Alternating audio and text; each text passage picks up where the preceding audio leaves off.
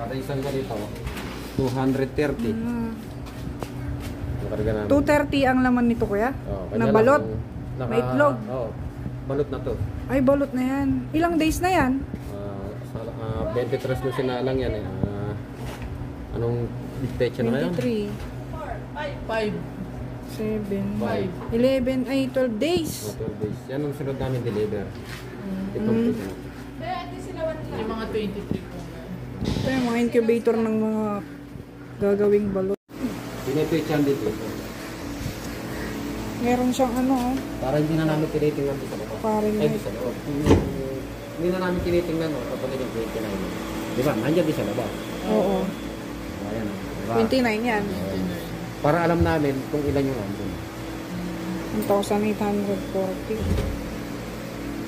Alright. Mag-hi ka naman dyan, pa. Petsa lang yan, 29. Dahil sa nagtitinda dito. 29. Shout out ka to yan. Naitaon yun eh. Yung bulok yan? Yung mga nabubulok.